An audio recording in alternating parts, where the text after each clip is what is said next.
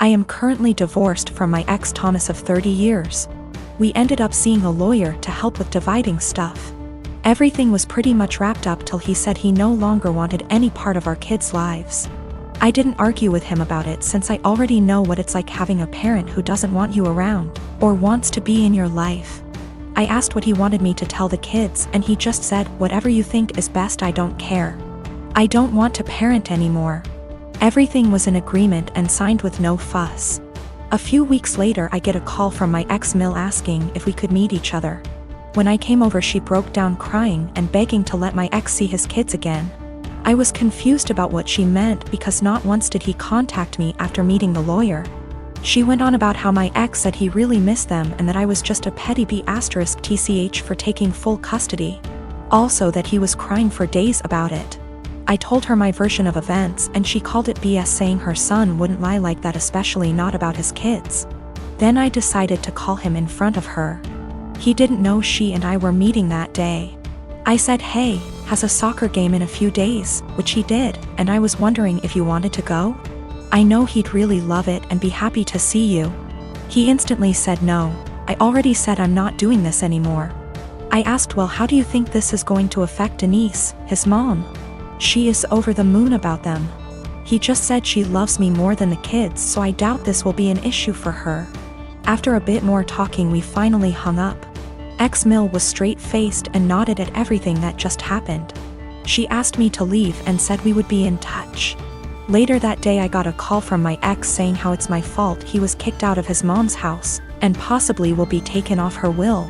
Also that none of his family members will talk to him because of what ex-Mill heard. He threw a lot of insults at me before I hung up, and now him and his mates keep calling and texting me. My friend is saying I shouldn't have said anything in the first place and I ruined his life. Yes, I plan to let Denise see the kids because I know she just wants to give them the world along with the rest of his family. My mother is disabled due to a neurological disease. She was diagnosed in her late 30s, and I remember that she was sick and needed help. I used to really look up to her as a supermom who could overcome any obstacle. That was until my father died. My father died over 10 years ago when I was still in high school. At that time my brother and I lived with my parents. I got a job when I was in high school after he left, cleaning the house, mowing the grass, buying food with money from work, paying bills when I could, the minimum wage is low, and cooking dinner for my mom and myself almost every night. My brother was rarely at home, except to sleep or because he needed money. Over the years, my brother has been in and out of prison dozens and dozens of times for everything from drunk driving to drug possession to stealing from our mother to assault. He is currently incarcerated.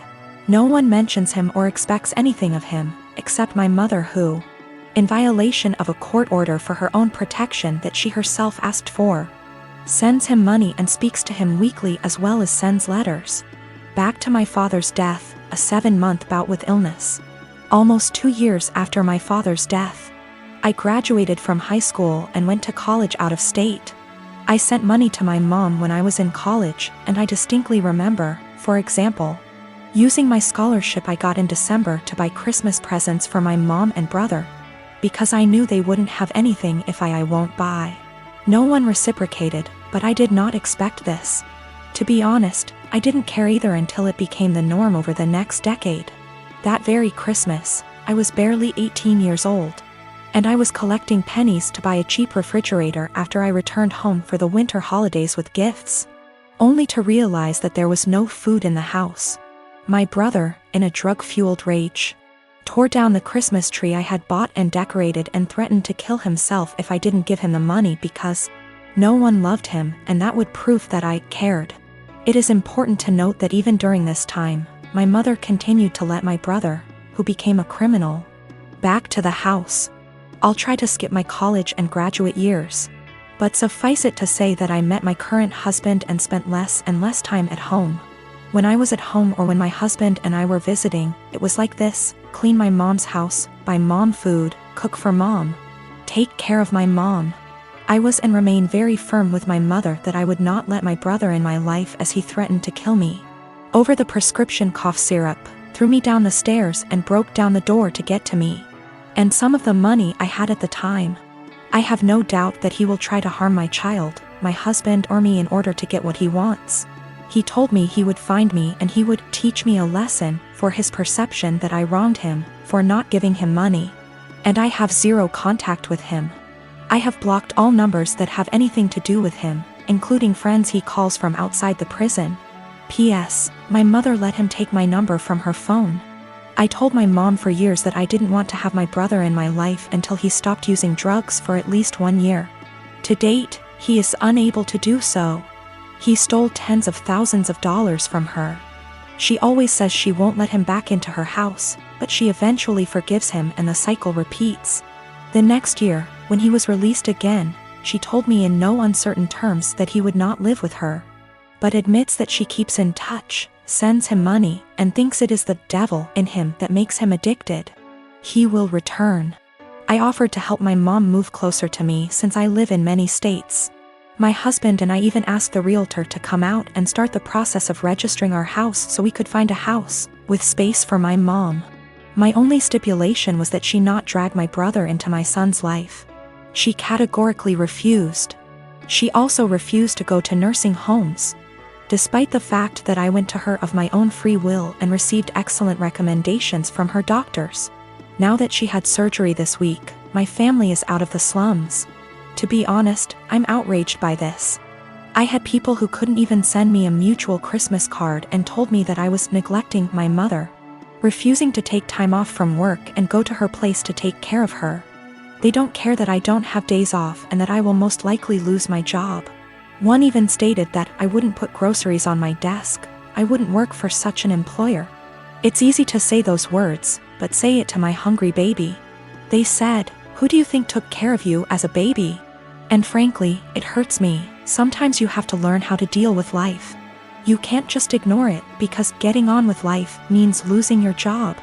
Walking away from my toddler in his growing up years and taking care of my mother, I guess. You can probably tell at this point that I'm fed up. I am in a stalemate when literally the only surviving family members tell me to quit my job, my family, my young child to take care of my mom and help her. They also refuse to give a timeline, saying it will be as long as she needs it. I am expected to take care of her 24 hours a day, 7 days a week, no questions asked. I also feel strongly that they resent my mother for asking them to do me a service. Even though I have explained many times that I offered her to stay with us and have the operation here, at no cost to her, mind you. And she refused. In response, they tell me that she has the right to be close to her friends.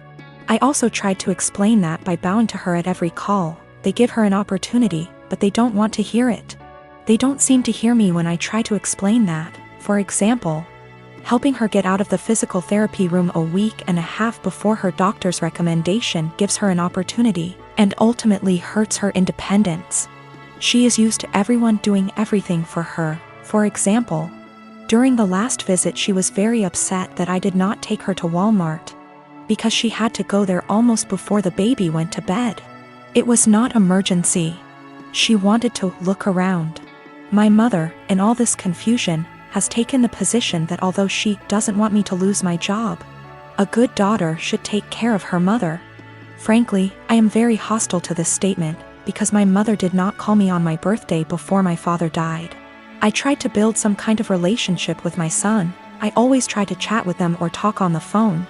And in the last 12 years I can count on the fingers of one hand how many times she called me just to tell me about me, or my son, or ask how we are doing. If she does call, there is always an ulterior motive, money for my brother or for her because she gave my brother everything. I'm on the edge. I can't work full-time, take care of my family, and expect to hear several times a week how bad a person I am for refusing to give up everything I've worked so hard to take care of mine, mother. No matter what, I love my mom. My husband and his family saw it unfold and several people remarked, "Why are you even trying?" Meaning trying to schedule calls so she can talk / see my son. I invited her to my house earlier this month, scheduled plane tickets, airport assistance, etc. Just to watch her play on her phone or spend time playing with the dog instead of reading a book to my little one who just wanted her attention. Today, as if the last straw was needed, I called to check on her and she stated that she was going home against the doctor's orders because her dog needed her, Because the dog was sick. First, he has a very minor skin condition that is almost 100% cured thanks to her friend giving him a prescribed ointment. Secondly, my little one got sick this week, meaning he didn't go to kindergarten for 3 days. And even after I told her about it, she never called to find out how he was. Just like she never called to check on him when he came down with the flu last year. Or when he had a mysterious week and a half illness earlier this year that resulted in 4 doctor visits and a temperature of 104 degrees. I can't take it anymore. I am literally writing this as a last resort. My husband tells me not to talk to anyone, that's the whole family I have left except for one paternal aunt. Because he sees me cry when hurtful comments and guilt come into play. He sees me trying to hide it from my child. But then I feel like I'm giving them what they want, right? Look at little Miss Potato, such a bad person and so inept at dealing with life. She just chose to ignore us all. But I can't defend myself all day in front of extended family members whom I've seen for over 10 years. And in some cases over 2 decades. Nothing I say will ever be good enough. I was told in no uncertain terms that I was a terrible person because I refused to leave my husband and young child and move across the county to take care of my mother. Postscript, I am not subject to the FMLA. My employer is not large enough and there is no comparable law in my state. I have 1 day of vacation left due to my son getting sick earlier this year.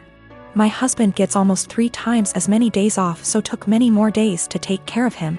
In general, I do not want to lose my job or look for another one. It's a good job, it's just limited to a small company. She refused to move in with me, either my husband and I are building a mother-in-law, or we are moving to a bigger house. Any aid agency or nursing home. She hesitates about allowing housework, but contradicts herself on the matter, telling me that Susie can help her if she needs anything, or that she has friends she can call, or, more often than not, she does well and can take care of herself. She wants help, but only when she wants it and only on her own terms. She told me that she would not end her relationship with my brother. I managed to get her to agree to a consultation after my brother attacked her, stole her car and pawned all her appliances. She moved to a domestic violence shelter but declined to press charges. This happened when I was 7 months pregnant, and when I refused to drive 20+ hours in a car. I was told essentially the same thing that I am being accused of now. She justifies my brother's behavior. He hooked up with the devil, and he can't leave him. I've talked to the Adult Protective Services counselors, and it all comes down to the fact that she's an adult. She can make her own decisions. Her doctors, although they seem to agree that she may need help taking care of herself, refuse to state that she is unable to take care of herself. It all began after the first month we started dating, and I don't know why I didn't end things right then and there. While I was taming a shower, he looked through all of the photos on my laptop and yelled at me cause I still had photos of me and my ex. I didn't even remember, cause I don't look at those photos and I guess I was too lazy to delete them. Also, I don't use that laptop so often since it's slow. So, yeah. I wasn't being sentimental. I've always been a nosy person and I admit I stalked his wall, his exes, even his parents, but it was all public info. I've been alone with his laptop / phone etc., but I've never ever even thought about reading his private conversations. I wouldn't do that to anyone. He doesn't care, though. He memorized my iPad password and he read everything, including some really private posts on Reddit. He yelled at me and broke up with me. He occasionally lurks in my Facebook account, because I'm dumb and I'm always like, no, he wouldn't do that again, but he always does. Today I was logged on our shared laptop and I saw in my FB app that there was some activity going on 40 minutes ago, while I was taking a shower. I looked the Chrome history, but he had deleted everything. I lost it and I started crying, and he had the audacity to blame me for his trust issues and said that there is something I'm hiding, since I'm reacting this way. I tried to explain I have nothing to hide, but it's just horrible to feel uncomfortable at home. I can't even sleep properly anymore because I'm nervous if he'll decide to randomly read my messages. He scrolled maybe months of my FB searches, which is really embarrassing, and yelled at me again. He said I must be hiding something since I'm so upset. I don't hide anything, and I never gave him a reason not to trust me. Once he dumped me and I grabbed a beer with an old friend and he found out. blamed me for cheating on him and even complained to my mother. I go to therapy every week, not only because of him, I have other issues. There was this group session and I met a boy who has similar problems to mine, and I felt that finally I'd have someone outside therapy to talk to. He's not my type and I didn't like him in a romantic way. I just felt we could be friends, but my boyfriend found out we've talked once, because he was snooping again OFC. And again yelled at me. He said I was a cheater and that's why he had trust issues. I've always been faithful and I didn't deserve this. I changed all my passwords, but I'm tired of feeling uncomfortable in my own home. He went out and told me I deserve this, and he's right to invade my privacy and I have no right to be mad. I don't know what to do anymore. I finally picked up some courage and ended this pathetic excuse of a relationship. 2 days ago he came with his mother, OMG, to collect his stuff and also took the laptop he gave me as present. Which was pathetic. I'm at the gym today and I'm walking towards an empty squat rack. 10 feet in front of, and 1 foot to the right of my rack is another rack that a girl Belinda is doing squats on. While walking up I briefly noticed that her leggings are see-through, and when she bends down in her squats you can easily tell she's also not wearing underwear. That's not my business, that's her choice. But it made me uncomfortable to take a rack that was kinda behind her. I had been waiting my entire gym session for one of these racks to open up, and this was my last lift before leaving. So I went ahead and took it. I went through my workout as normal. After every set I check my phone for 5 to 20 seconds. I track every single set for every single lift in a spreadsheet to note how much I lifted and for how many reps. Sometimes I need to remind myself what I did last week to make sure I'm progressing. Sometimes I'm just checking the time. Sometimes I'm changing the song on my Spotify. Tonight specifically, there was a very important basketball game being played, so I wanted to keep up with the score. So I use my phone a lot at the gym. I finished my 3rd set when Belinda turns around and walks up to me, with her phone up yelling, "What the are you doing? Perv, stop pictures of me." I'm caught completely off guard, but I explain that I'm just taking notes on what I'm lifting. That I'm not paying attention to her at all. She's being extra loud so other people are looking at me, plus she's recording me, and she demands I go through my pics /vids to show her what I was recording, and I delete the ones I took of her. I try to again explain I didn't record anything of her at all. She's yelling that if I have nothing to hide I should have no problem showing her, so I insist on going to gym management. Once at the front we both explain our stories. She's still recording. The normal gym attendee asks me if I'm willing to show her, a neutral third party, my pics /vids. She also says if I have nothing to hide it's not a big deal and we can squash it right now. I refuse. I have my own uncensored pics in there plus those of my GF. I'm not gonna let anyone force me to show them for some bullshit. I do show her my spreadsheet, which shows it's been revised over 15 times in the past 50 minutes. So that proves what I was using my phone for. That was received well, but they still expected me to prove my innocence. I told them they need to review the cameras. Apparently only the manager has access to them, so I was told he'd call me before the end of the night, in about an hour. My GF tells me I should have just let them look at my phone because she doesn't mind and it would have cleared this all up. But I mind. I get that someone wouldn't want someone taking pics of them. But violating my privacy to prove I wasn't taking pics of you crosses a line for me.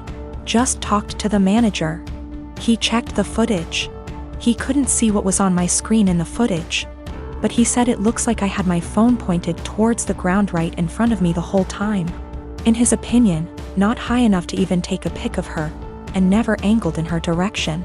Apparently I was gonna get banned from the gym if the cameras didn't absolve me.